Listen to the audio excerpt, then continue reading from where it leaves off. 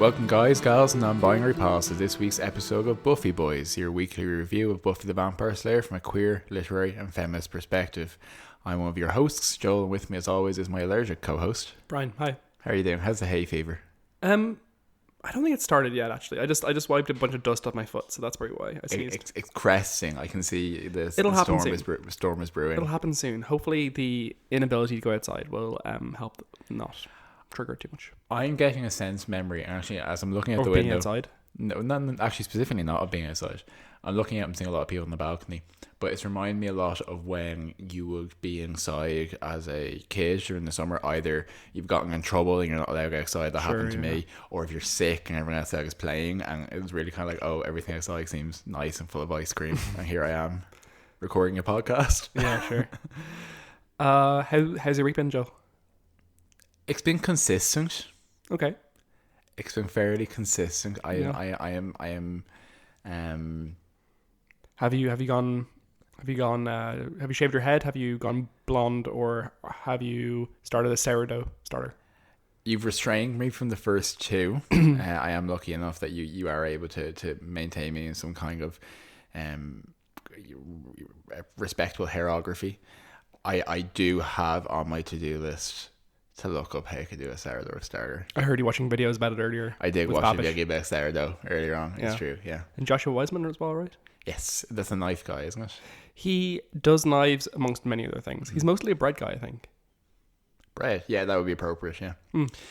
So this week we're talking about season 3, episode 6 of Buffy, Pangs. A very notable episode. I think one which many people have opinions about. Yeah, potentially the most controversial episode of Buffy. Yeah, so we'll be getting into that. So before we get into anything else, you want to kick us off for a Buffy and summary of Pangs? Yeah, sure. So this is season 4, episode 8. It was first aired on November 23rd, 1999. It was directed by Michael Lang, or Lange, who knows, who last directed Bad Girls. And this is the last episode he will direct. And it was written by Jane Espenson, who we know well, and who last wrote The Harsh Light of Day. So, okay. I will say I said this was episode 6 is because it says 8 in my notes, but it's a really skinny necked 8. No, I have nothing to say about that. Great. Okay, so here's your Buffy on summary. Work on a new cultural center uncovers the Lost Sunnydale mission, where local Indians were imprisoned and died. A vengeance spirit kills a lecturer and a priest. Willow makes a case for his right to vengeance. Xander catches all the diseases the Indians died of. Spike takes refuge in Jaw's apartment, where the Scoobies are having Thanksgiving meal. Angel arrives and helps fight off the vengeful spirits without Buffy knowing he is there. So that's fun. So this is the episode of Buffy the Vampire Slayer where they try to deal with the Native American problem. Mm-hmm. Quote unquote, yeah. Yeah. So we'll get into all that in a second. Joel, do you have anything to talk about for the Bronze Banter this week? I've been playing a lot of Dark Souls. Oh, yeah? I'm very excited about it. I wasn't aware. Very good. Go on. So we probably mentioned this once or twice. Dark Souls being a very critically acclaimed game and series, which is Japanese RPG, famous for being built around the mechanic of dying very frequently, and it not giving you much instruction, any explanation of what's happening. And where games are usually a power fantasy, Dark Souls is very much about making you feel like a worm and a wretch and a forgotten person who gains a life essentially by repeatedly bashing yourself against impossible odds. Yeah. And it's just fascinating. So we probably, it's important to note Dark Souls is my thing and not Joel's thing, and he's trying to steal it from me. It's our thing. It absolutely is not our thing. Look, we've how fucking dare you? We've spent so much time talking about these games. I've played them in many ways. You've played nearly half of one now. Yeah, but also in the stable with Dark Souls is their sequel series Bloodborne, which I have played extensively. I know a lot about. So let's draw the positivity out of this. What have you enjoyed about watching me play Dark Souls, Brian? I've really enjoyed when you bought like 200,000 bells worth of turnips on Sunday morning. That was really cool to watch. I'm really excited to see how much you sell them for. Oh no, wait, sorry, that's Animal Crossing. That's what I'm doing while you're playing Dark Souls. Brian's trying to act cool, but he actually wore a t-shirt to the sitting room last night about Dark Souls to support me playing. So anyway, what I like about it. and why it's so very good, and what I'm thinking about with it is it's really a fantastic example of story told through the world. So there's no very through the gameplay mechanics as well. One of the gameplay mechanics, absolutely.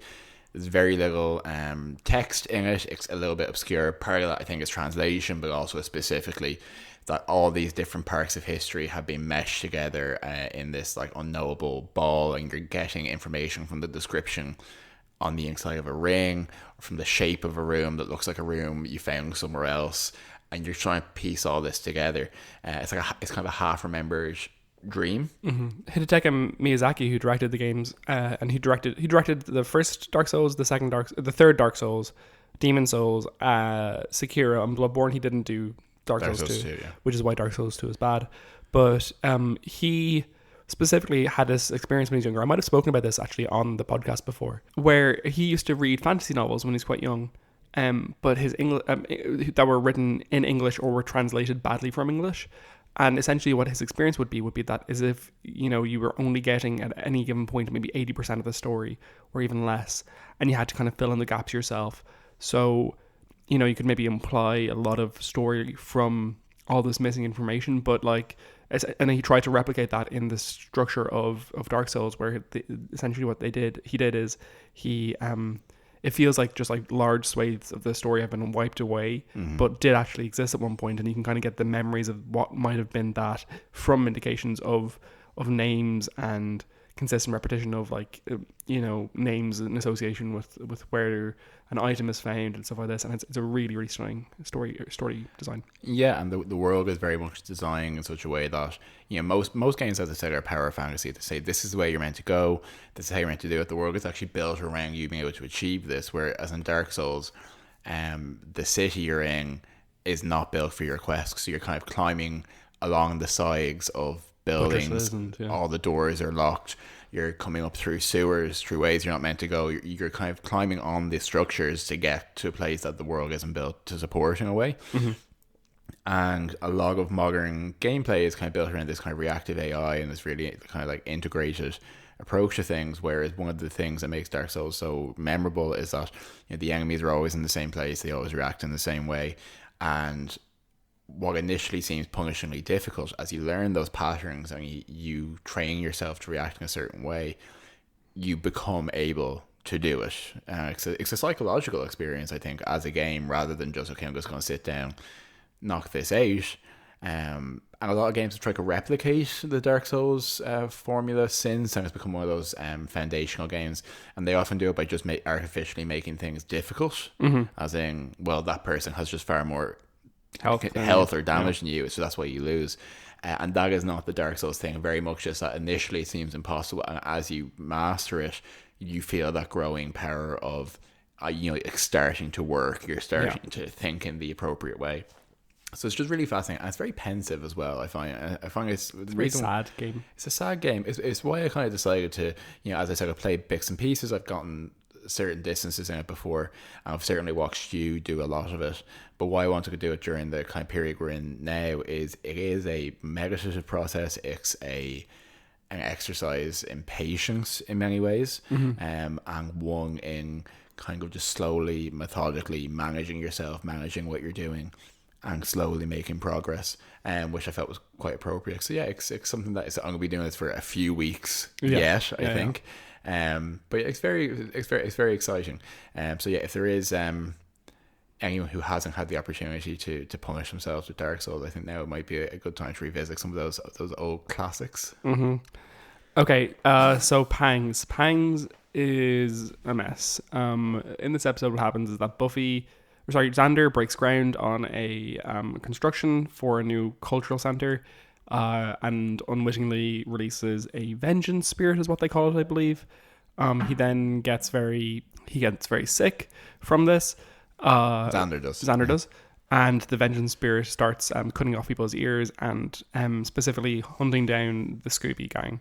Willow represents a voice of, the slaughter of the indigenous people in America is awful and horrifying, but and Buffy kind of echoes that.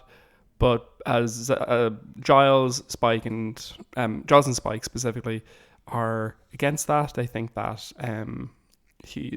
that this spirit should be killed.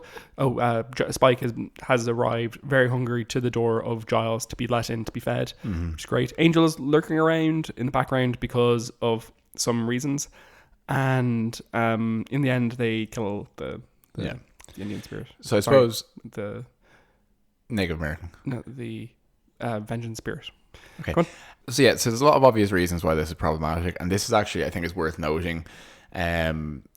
Before we started the podcast, or when we were starting the podcast, this is actually an episode that a couple of people did highlight to us about basically being like, how are you going to address this, or what's your views on this? So I have been very aware of it. The issue with obviously being that I suppose there was an attempt, or to address some of this, but it's in the way that they portray the Native American vengeance spirit from the Chumash tribe, which we've actually discovered in course of research for the episode, is a real tribe, and there is an aspect of actual, obviously, history in the California area to this. Yeah, and they refer to it as being extinct in this, or extinguished.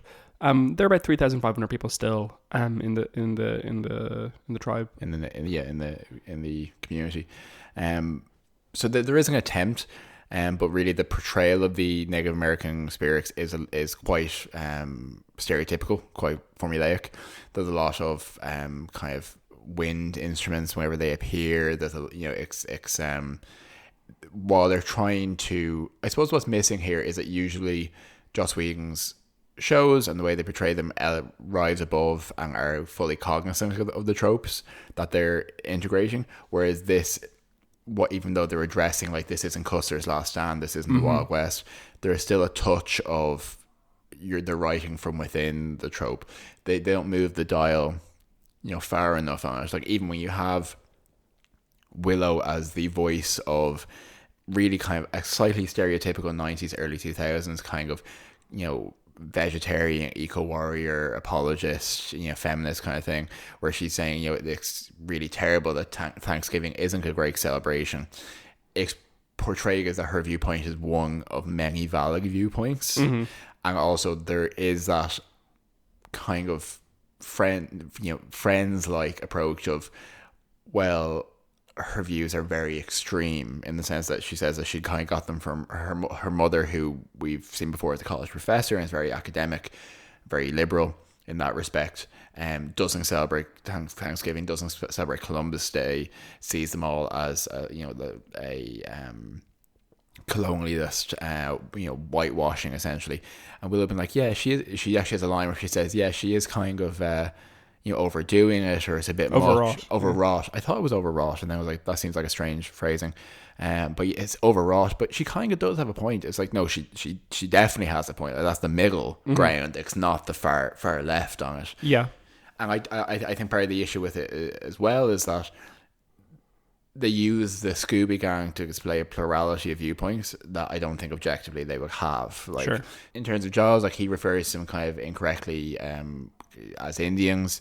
He sees it very much as, he makes comments about that the Native American spirit Hoos kind of is a threat, is akin to a monster. He feels very sorry for him, but he's killing people, and that Willow's being a bit too soft about it. And I don't feel like that is really representative or reflective of his usually much more I don't know if inclusive is the word I'm looking for. He's more of a voice of reason, more a voice of compassion and consideration in most episodes, and now he's kind of been a bit gung-ho about it. Yeah, sure. So first off, I wanted to talk about, I was reading about just like the naming conventions in terms of what we would usually refer to as Native Americans. So obviously Native American is the most widely accepted term in America. If we're talking about other indigenous people in different places, there are different situations there. So we talked about the phrase Eskimo when we recorded the episode about Inca Mummy Girl. I think it was that one. I can't remember. No, sorry. Was it? Yeah, because Willow is wearing a costume. So yeah, where Indians is like widely accepted as being reasonably not appropriate because it's based on a historical misapprehension. Columbus thought he had arrived in India or something like that, or I'm not sure if it was Columbus, but one of the American settlers thought he had arrived in India, referred to the natives as Indians.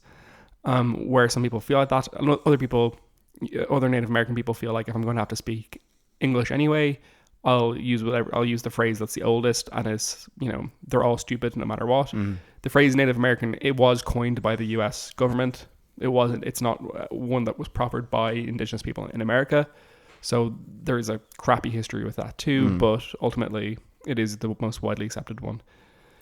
So that's what I kind of settle on will probably be the best to use for this. But like I it is very exterior to our understanding. Like, this is something that's entirely for us has been filtered through American media and American perception. For sure.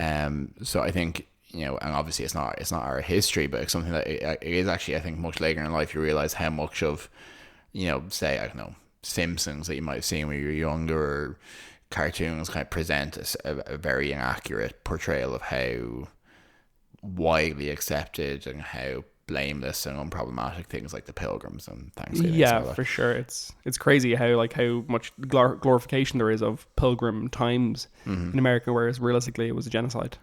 Yeah, no, absolutely. And I think also the portrayal, which, this episode goes some way to indicate, but that, Native Americans are obviously not a homogenous group, and there are a number of different nations and communities and histories there. And so I suppose, what the saying of this episode, or the failing of it, is its portrayal of the Avenging Spirit is very broad, and it raises a lot of questions that it doesn't really do much to answer or address in a satisfying way. It's kind of like, it's, and I think there is something interesting there where Buffy kind of talks about how she understands that he's not kind of a straight up and down soulless monster, that usually when you're killing demons you kind of shouldn't sympathize with them, but it does in the end involve him transforming into a bear and her stabbing him with his own knife, which is the only thing that can hurt him, which in itself is kind of an odd symbolism. Yeah, no, for sure. Yeah, like, I think there are many sins of this episode. I don't think it's purely in the portrayal of the character of Hughes as being very one-sided or very monodirectional. One note, exactly. That's the word, monodirectional. I think there's many issues there. I think you're right. The portrayal of him is incredibly stereotypical. This idea that like there's a Native American spirit who can take on the form of like the Native American, Indigenous American wildlife, connected to nature, speaks in incredibly simple sentences of like, I am my people's vengeance and stuff like this. It's just, it's very, very dodgy. If this ghost speaks English, he just speaks English. Yeah, exactly. He speaks English, and yet, I don't know. And like, even as we've been discussing through the podcast, that specifically puts him on a disadvantage in this show, being unable to do the youth speak. So if you think back to Inca Mummy Girl, whose name I cannot remember, but she was able to do youth speak in her brief existence as a teenager in the space, had a similar approach, but because she was from a South American background, the show kind of allowed her a bit more of a voice, whereas when you get to this person who, was native to the specific land that they're shooting on, to the land that the characters have to interact with every day, they depersonify and distance and make them into a discussion point to relinquish guilt while not engaging with any different course of action. What I found, the biggest thing I find upsetting about this episode is that like there's so many situations in Buffy where they try to find another way to do things, where they decide like, oh, killing isn't the thing that we need to do here. We need to try to cure. We need to try to resolve. We need to try to figure out. And in this, instead of like finding some spell that like, puts a spirit to rest, like, surely that's a spell that Willow knows. Putting spirits to rest is 100% a thing that happens in shows like this. They go gung-ho and say, oh, but if things are killing things, then you have to XYZ. And it's like, yeah, well, Angel spent a whole season killing people aggressively, viciously, and what you did was you try to save him, It's literally counterpointed with them in this episode allowing Spike into the house because he's been neutered. Yeah, one of the things I was reading about, and what I'll say is there are many essays written about this episode, as you may have presumed. One good one, or goodish one, which is reasonably nice overview of just the critical thought on the episode, and also an interesting perspective, is Rhonda Wilcox, who we talk about a good bit. her essay "Let It Simmer: Tone in Pangs," and it just looks at tone shifts and just generally in the episode. And she in her overview she highlights a couple of different responses to it. So one of them is from Gregory Stevenson in Televised Morality, who I believe is a religious writer, but he suggests that we have to look at the broader meaning of the show generally, and look at how, you know, Buffy explores this kind of space of empathy and forgiveness and consideration, and that even in this episode they take in an ex-demon and a vampire, and that kind of shows a appreciation and love for the for othered communities to some degree. I would say that, like, you know, maybe literally taking in an othered community member actually in a situation might portray that better. But then other people, such as Jess Battis, calls it patronizing. Other people, he highlights that the kind of the phrase, like, you know, the only good Indian is a dead Indian, kind of like really does kind of feel like appropriate in this situation. That's an old awful phrase. I think might be some 19th century general who said that, but you feel it's applicable as in sense that's the kind of tone portrayed by the episode. That's the tone portrayed in this episode. Yeah, it's very uncomfortable. Yeah, and I think like it's made further uncomfortable by some actually genuinely funny moments and some well written dialogue. So the awkward thing is, you know, this is one of the more serious and more really active issues that the show has integrated definitely in terms of communities and things like that. And while there are funny moments in the episode, and the plot, if you can do the edit that it doesn't have the Native Americans in it, the rest of the plot is actually quite funny. It's used as a lighthearted counterpoint. So while they're being attacked by these vengeance spirits, and Buffy's being like, oh, you know, keep the mashed potatoes going because I want to have a nice Thanksgiving. And really all these, to a certain extent, all these Native Americans who are upset about the genocide that took place on their land is kind of really inconvenient for me, just trying to have a nice time while Joyce is away. So with that, it kind of sours it a little bit, where it's like the comedy is definitely there, but again, it's another thing that's when I look at this episode and kind of revisit it, and I'll be honest, when I watched this when I was younger, I didn't think about it, I didn't pick up or feel that it was inappropriate. I'm looking at it now, it's like it's really trying to get us to laugh at the juxtaposition between this kind of, you know, this just being another inconvenience and her trying to get a turkey on the table to a certain degree. And like, yeah, you're right. So we have many other episodes where the monster of the week is resolved in some way that's more empathetic. Including Inca Mummy Girl, in which they don't kill her in the end. She like takes a swipe and just kind of like fades away. They don't attempt to stop her. And the difference between many people in that episode, the main character in Inca Mummy Girl and this episode, in terms of the youth speak, is that they wanted to humanize her, and they specifically continue to other Hoos in this and keep him at a distance by restricting his language and by portraying all of the other spirits that he raises to help him as kind of faceless, in that they are painted in such a way that they can't be interpreted individually. So yeah, it doesn't. It's a bit reductive, and also the fact that obviously that they're building this cultural appreciation center on the land, you know, and then it collapses into the church where they kind of release the spirits from. There's like it's slightly hand washing, or it is hand washing. And I think given that, as you said, kind of, you know, they have Anya, they have Spike, they have Angel, they've literally all the various people that they've taken and rehabilitated, who are more arguably and specifically villainous themselves, where if the only thing that Huss has done which makes him worthy of being destroyed is that he gave Xander syphilis and killed the woman. He killed the woman at the cultural center, anthropologist, and the priest. Yeah, not good things to do, but definitely low on the scale of destruction caused by many more sympathetic characters on the show. So it's specifically a higher standard, and I think if you want to show some appreciation for that, particularly for a show which is so inherently tied to California and to that area, and have someone on the show who isn't white. Absolutely. It's odd though as well, because obviously there is an awareness here of the issue. I mean, like, Willow's voice here, while being, mocked to some degree and treated as one of many potential perspectives, I think is more of a perspective on Native American issues than you would have found in other shows at the time. Potentially. And also, I think Buffy is empathic and sympathetic towards the character, towards Huss's perspective. At the same time, it could be seen as like a satire of kind of the armchair liberal kind of perspective. So someone who would say, oh, of course I would, we have to find a way out here.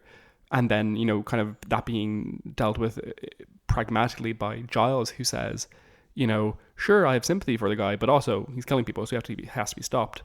It's all overwrought as an episode. Yeah. They needed to not write an episode about Native American issues if they wanted to portray, there's so many ways that you could portray it, reasonable, justified, not saccharine way in 45 minutes. Yeah. Have the characters learn something, have them like understand by the end that like maybe they've like made a mistake in their overlooking of this, and that might be asking a lot of a show that's 20 years old. But let me make a suggestion for you. What about if, in terms of trying to resolve this issue with the disturbed spirit, they approach a Native American character or a professor or someone who is an expert on the community, on the history, not because they are a priest whose family date back to the missions who try to convert the Native Americans, but if you approach a character who actually is part of that current community and they can give a contrasting viewpoint or a way to address it, like the way that Jenny Calendar did, it has kind of been like a modern counterpart to her community, as a way to address it and resolve it in some way that gives a plurality of viewpoints. That's kind of, I think, an easy way to integrate that. For sure. What's funny as well is that apparently in one of the earlier drafts they actually gave who's much more characterization and even let him have a conversation with Buffy. They gave him a full name and everything. It's Holo Yanochet, I want to say. Anyway, and he says, our people were slaughtered, imprisoned in your missions, forced into labor, cut down by the thousands of your diseases, our lands taken, our women raped, our children starved, the men driven to theft. And when we fought back, we tried to take what was ours. We ended up like the priests here, like the seller of lies, which tonally is much more like something that Buffy would say in terms of kind of slightly heroic. Yeah. But they do take that away from him in favor of further simplifying and depersonifying the character. Apparently, Joss Whedon had a huge amount of say over the rewrite of this episode. He did like alter it a huge amount, specifically the third and fourth act. So I think if you were to portray Hus as kind of being a figure who is analogous to Buffy and his community, like there's some interesting stuff you can do there, as opposed to a line that Buffy has in this episode, which is tell them they can have casinos now. Yeah, bizarre. Which is not one of the more quotable Buffy lines. There's a way to write this where it's funny and like engaged, but it tries to do everything and does nothing well, and just it mucks up like what could have been a genuinely good route. Without drawing comparisons between like disparate issues with other communities, but like just personally what it makes me think of is, you take episodes of TV shows where supposedly this is the gay episode, and Star Trek does this a lot, where it's like, well, there's this alien where because they're aliens they have a third gender, or they're played by their female names but they are men, and all this kind of stuff.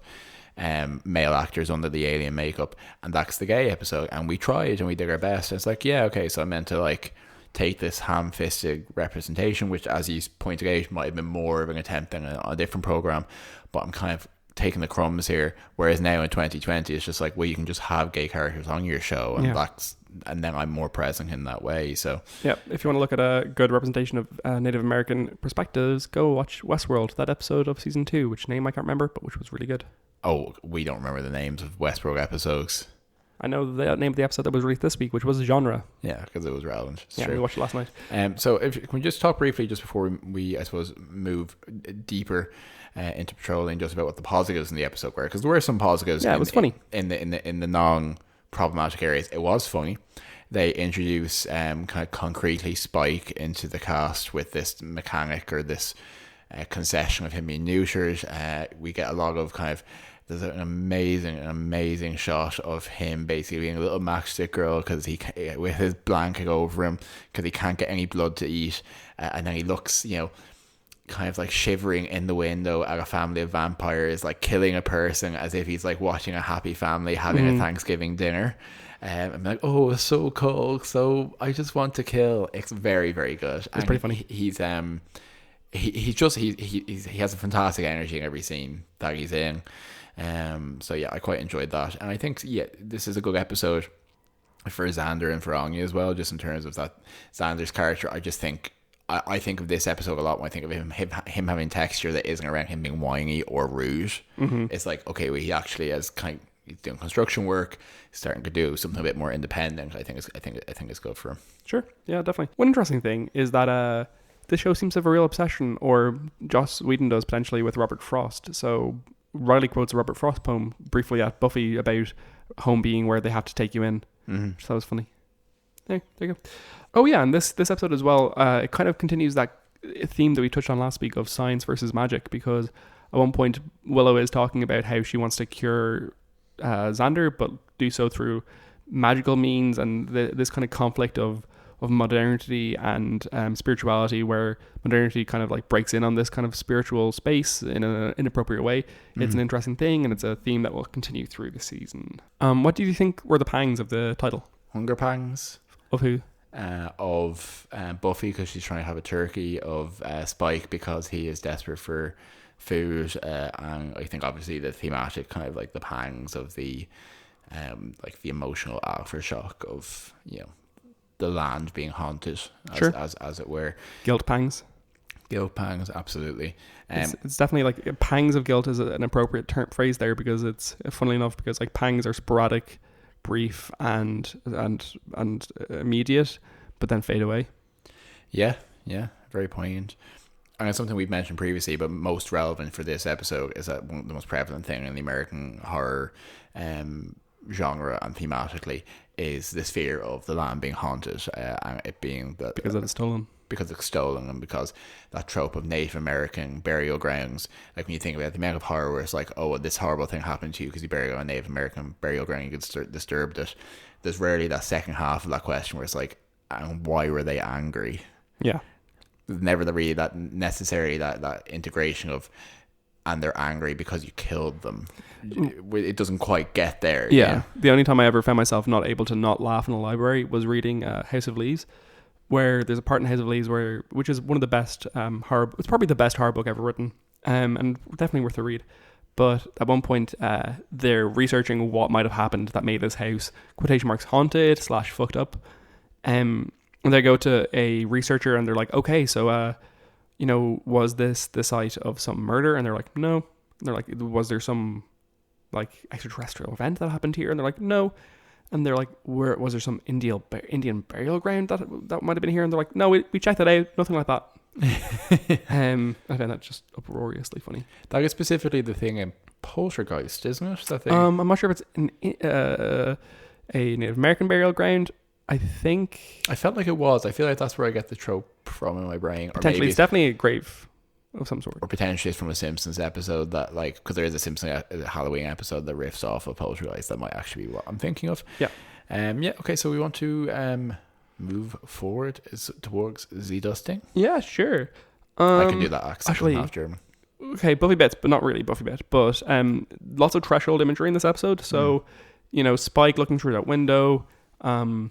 The coyote form of Huss looking through the window, eavesdropping, listening in to them talking about what they should do about him. Spike not being able to cross the threshold into Giles' apartment. Yeah, and then the breaking of the thresholds when they all start smashing in and shooting the gang. Angel watching through windows, Buffy feeling watched, all this stuff, all interesting stuff. Threshold imagery is fascinating. Anyway.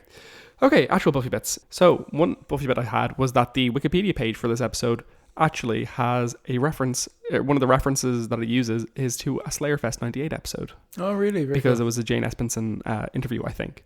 And I just thought it was funny. That's fun. Annotations. Yeah. This is where Anya meets Spike for the first time. She also says that she's met Angel for the first time in this episode, but they have met before. It's probably just a writing oversight, to be honest. Yeah. So this is the first episode in which Buffy's three major love interests, Angel, Riley, and Spike, are all present. Except for the harsh light of day. Weren't Riley, Parker, and Spike all in that episode too? Very, very good. Thanks. I thought the line at the beginning of the episode where the Buffy is about to stake a vampire for the cold open, and he says, "Why don't you go back to where you came from? Things were great before you came." Yeah. Was very on the nose. Yeah. Very. Buffy's also wearing a black cowboy hat, which is a fashion note probably, but very telling of like, you know, Buffy's actually a bad guy. Because like a black cowboy hat is like, it's what the bad guys would always wear in Western movies. So that's a very, very funny costuming. It's something which the show specifically draws attention to by coining, kind of popularizing the phrase white hacks and black hacks. That vampire at the start of the episode is really weird as well, because he very clearly reads as if he's a college student who recently was turned, but he talks as if he remembers Sunnydale before Buffy was here. And I know it's only like 4 years. I know there's ways around that, but it looked like when Pedro Pascal got turned. Yeah. Mm-hmm. Yeah. No, I don't have any other huge Buffy bits. I don't think for you. Yeah, I think otherwise, for obvious reasons, the first episode of Buffy where Angel appears but Cordelia does not. Oh, weird. Okay, some fashion notes for you. So as you noted, Buffy is wearing a black cowboy hat inexplicably. She also wears a fully the pleatherest pleather jacket of all time in the opening scene. It's incredibly shiny. Xander wears a tank top and like a hard hat, being a village person to do the construction work, and his arms look nice, which is good job him. But at the same time, Anya is wearing the weirdest checkerboard pants that are made up of like mishmash of like disgusting materials. Yeah. I make a note that it looks like she's made a dress out of cut-offs from other dresses. It's 100% true. Willow's wearing a pink and green t-shirt at one point that says Sal's Surf Shop. And I'm pretty sure we had a reference to that before, potentially. I'll find out about that. The Initiative boys hunting for Spike, all wearing face paint, look fucking ridiculous. Yeah. They all have like a very specific like half a centimeter at the top of their face where they haven't face painted, but like obviously the makeup people who were hired to do this like did too good a job, because like there's no chance they could have done that themselves. Yeah. Which is quite funny. Do you think they did you think they get any makeup on and then face paint on top of that, or? Oh, no. You'd be so happy that day because you wouldn't have to go sit and like, you know, have some powder put in you. Fair enough. Both Spike and Willow and Angel, wear crimson red shirts in this episode, which I thought was a bit odd. Yeah, I like Spike's shirt in this episode. I liked Angel's shirt in this episode. Willow is wearing a jumper at one point that is like really weirdly shaped but has a square peace sign on it, which I found kind of odd. An off-brand peace shirt. Pretty much. And Jaws is wearing a lot of like Thanksgiving-y, like not Thanksgiving themed jumpers, but like comfortable like Christmas, Thanksgiving looking jumpers, which is an aesthetic that I quite enjoy. Yep. Okay. Death count. Do you have a death count for us, Joe? Yeah, it was actually a fairly violent episode overall. So the death count included the vampire, Jamie, dusted by Buffy at the start of the episode. An unidentified man drained by the heartwarming family vampire group. The anthropology professor Gerhardt, who's killed by Hus. Father Gabriel, who's hanged by Hus. Hus himself, who's destroyed in the form of a black bear when Buffy stabs him in the neck with his own knife, and his 7 Shumash warriors who dissipate along with him. So yeah, fairly brutal for a Thanksgiving extravaganza. It's not great, yeah. Okay, and Joel, what is your rating for the episode? What is my rating for the episode? My rating for the episode will be a 6.5 arrows to the knee. Okay. I think it obviously suffers massively from the problematic misrepresentations and tonal issues it has around its subject matter.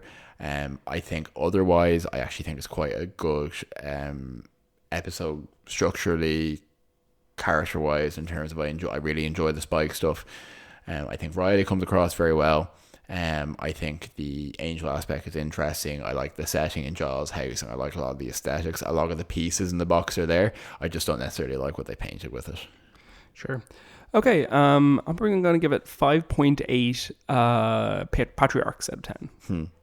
It was like, yeah, as I've already explained, I think that the problematic issues were distracting in their mishandling.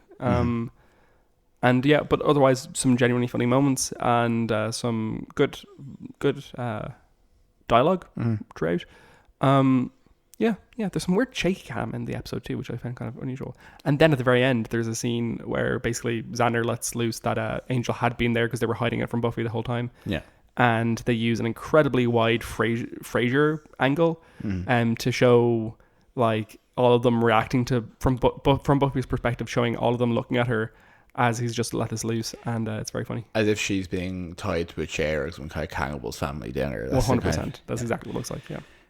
So will we go into the Cordelia Chase? Yeah, so this was billed as a dramatic 2-hour event, a Buffy episode which leads directly into the Angel one, which is I Will Remember You. And so essentially the gimmick or the concept was very simple. He, at the end of Bachelor Party, got a vision from Doyle to see that Buffy would be in trouble. It was a very generic vision, which I think was of her fighting vampires. So I don't know how to tie it into this episode. He comes to Sunnydale to help her. He stays off screen during this episode of Buffy, and then she finds out at the last moment, and then goes to LA to confront him. So in the Angel episode, there's a lot of exposition in terms of Cordelia using it as an opportunity to explain to Doyle who Buffy is, what their history is, and really, I suppose, explain to the Angel audience, the 15% of them who haven't watched Buffy but are watching Angel, what this is all about. And there's a mechanism where they're attacked by a demon who it's actually never explained why the demon attacks them, but it's generally implied that it's an agent of darkness and they're agents of good, and he just smashes in through the window. Yeah, but the gimmick is that its blood is regenerative and makes Angel human. And then they explore the possibility of what a day together would be like if they could actually finally be together, and his heart is beating, he can eat food, he can have sex, he can do all these kind of things. But then eventually when the demon regenerates, he realizes he can't fight if he's human, and they introduce this trope of him visiting two Grecian oracle higher powers who are conduits to the good guys, the powers that be, and who say that there is a war coming, an ambiguous, vague war against evil, and that without him, Buffy will die in the war. Sure. So he basically gets them to take the day back so it never happened, so he can still be a vampire and still be a champion and help her. So I think it's a very, very good episode of Angel this early on because Buffy is there. Buffy, naturally, the interactions bring a lot of interesting stuff. She's not written as like Buffy. She's written as an Angel character, from Angel's perspective. So that is definitely weaker, but I think there's a lot of positives about this episode because it allows... I feel that this episode of Angel is an epilogue or a coda to the Buffy and Angel relationship proper, because every time they interact after this is kind of perfunctory to a certain degree. But this is like, okay, what if it did resolve, and Dave Boreanaz gets a lot of opportunity to do comedy, to do very light-hearted stuff because he can finally taste like fudge ice cream and all that. And then the pathos when he has to give it up for Buffy is, I think, quite affecting. And then when he comes back to Buffy in his apartment, they have like 2 minutes, like 120 seconds before she'll lose the memory of the day, and he has to remember that they were together once, and they're both crying, and she's crying into his neck saying, I'll never forget, and then it just goes away. It's actually quite upsetting. It's a little broad, but I think she sells it, and I think they obviously work very well together. Yeah, I think the written dialogue for Sarah Michelle Gellar is pretty weak, but I think she does a good job with it. Yeah, but it's a really interesting concept. My only issue with it as a concept is that the trauma that Angel has experienced and the guilt is not tied to being a vampire. It's tied to the fact that vampire or not, him or not, they killed all these people. So I understand the elation of being human, but there's a certain portrayal that he is now no longer brooding and just happy. Yeah. Because he is human, whereas like, well, he still has all this trauma and now he can break his bones. But yeah, I enjoyed it. I would probably give it... He was in hell for hundreds of Exactly, years. Like his brain was in hell. Yeah. Anyway, one one of my favorite episodes of Angel, not necessarily because of its exceptional quality, but just because it's just very memorable, and very interesting, and very got the brain ticking. So I'd probably give it I'll give it a failed feminist gestures. Yeah, I was about the same. I was thinking somewhere in the region of like 8.4 if I was rating it naturally. So I'm gonna definitely 8 on the Angel scale. Yeah. So I'm gonna give it an 8 failed feminist gesture out of 10 as well. Yeah, so it was very much billed as watch this episode of Buffy, then continue in and watch this episode of Angel, and I think it really does draw to close the Angel and Buffy interactions. I think I feel like they have more anticipation. They cross over more frequently. Yeah. In the way they set it up for this season, but it doesn't really happen. I think they've maybe one more crossover. I know Willow comes at one point to tell him that Buffy has died, and then there's an episode in season 5 of Angel where doesn't this year's girl stuff, doesn't that crossover a good bit? Where Faith comes back? I think there is some crossover around that, but I'm not sure how much actually involves scenes as opposed to implied crossover. Yeah, sure. And then there's some weird stuff with Andrew in season 5. Yeah, of course. But like as like the substantial and meaty interaction, this is it really for Buffy and Angel. Yeah. And then the one I always remember far after that is in the last episode where she's wearing like a jean jacket and Angel just looks much older than he did in season 1. And he like brings her the gem, I think, the one that Spike brings himself up with. Anyway, it's weird. That just feels real like in the future kind of stuff. It does. But yeah, no, I enjoyed it. So I think that's probably us for this week. Absolutely. Thank God I get to go back to work now. It's my lunch break. I might go and sit out on the balcony and do my emails out there. Oh, that'd be really nice. Lovely. Great idea. So I would say to all you, dear listeners out there in podcast land, thanks so much for listening. We hope you enjoy it. We hope you're well. If you did enjoy the show, if you're enjoying the show, we'd really appreciate if you could recommend us to someone who you think would enjoy it. We like to grow this little Buffy Boys community. It's generally fun to do this every week. It's more fun the more of you that we can get involved. So yeah, we really appreciate that. For every listener, the fun doubles. At some point it will reach 1. Yeah, exponential fun, Brian. But until next time, tell your friends, tell your postman through the letterbox, and we will see you next time on Buffy Boys. See yas, Buffy Boys. Tschüss.